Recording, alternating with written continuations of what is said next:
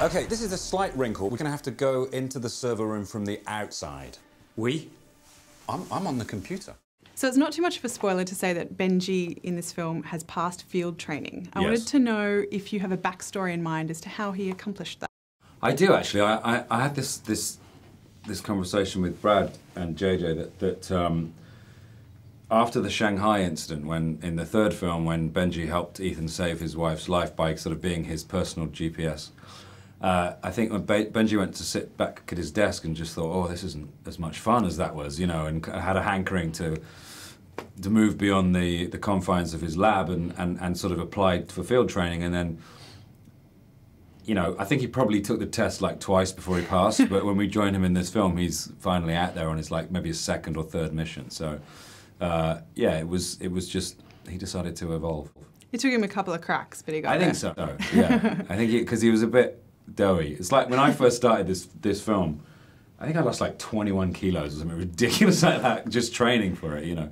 It was, so if he went through anything like that, then... What was the training? Just taekwondo and weapons training and fight training. And You couldn't call on the hot fuzz stuff? not really, because I hadn't really done anything quite as sort of specific for Hot Fuzz, you know. I was learning how to fight with sticks and all sorts of stuff. It was great. And it's also not too much of a spoiler to say that Benji's a hoarder. Yes. So, and that comes in handy. I wanted to know how are you packing? I'm rubbish at packing. I can never seem to, I don't enjoy it. I put it off to the last minute and then I forget really key things that I really need and I pack too many t-shirts. But yeah, Benji likes to hold on to, he's a gadget fan, so thank God as well, because otherwise they'd have been stuffed. Now, you mentioned Brad before. Yeah. We know him from Pixar, obviously. Mm-hmm. Did you ever have to stop and be like, mate, we're not cartoons, gravity actually is a force here. How do you get around that? Well, it's funny you should say that, because I remember when we first started shooting, Brad would get slightly frustrated at the makeup department, because he'd be like, why these people keep coming in? And it was like, well, with humans, you know, we sweat and we have to be made to look better again and again. But it's not a massive leap as much as you think it is from animation to live action, because it's still about staging and it's still about pace and rhythm and stuff. And Brad has such an eye and an ear for that applying it to the real world probably isn't as big a jump as you'd think. And he's a really hands-on director as well. Like he knows what he wants.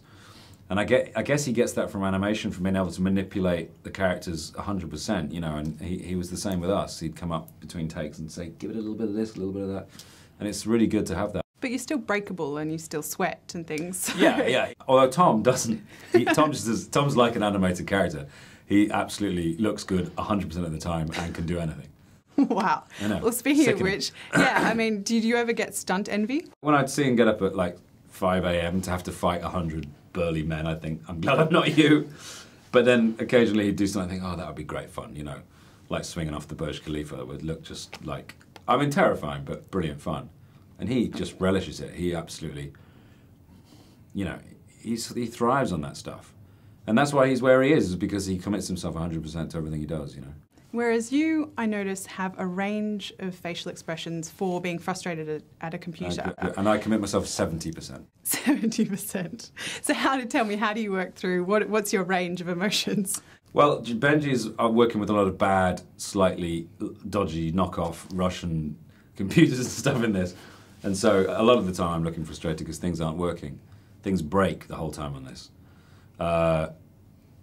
But that was part of the joy of it, you know, we're out in the field, we're cut off, we're not necessarily, don't really like each other that much at first, and, you know, we learn to work together it's like a family drama, this film. It's about 4 people trying to, I said to Brad, it's like you've made The Incredibles 2.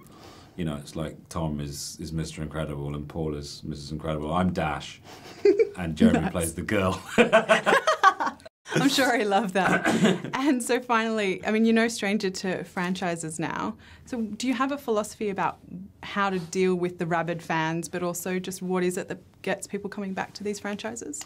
I don't know, I'm always sort of slightly weirded about the word franchise because it kind of sounds like something somebody sets up in a shopping mall to sell, you know, weight loss products. I think it's more of an ongoing story, and I think with this one, it's an amazing series of films because there isn't really another series of films that has such an eclectic group of directors. Arguably the Alien series, but you know, you've had Brian De Palma, John Woo, J.J. Abrams, and now Brad Bird, all of whom are amazing signature directors in themselves. They all have their own style and are all very, very regarded and renowned. So it's interesting just from that point of view to see what Brad Bird's going to bring to this. But these are characters, at least from Ethan and Benji to a lesser extent, these are characters that you already know, and it's interesting to see them in a different situation. You know, Mission Impossible, you always know you're going to get excitement and hijinks, and this film really, really, really delivers.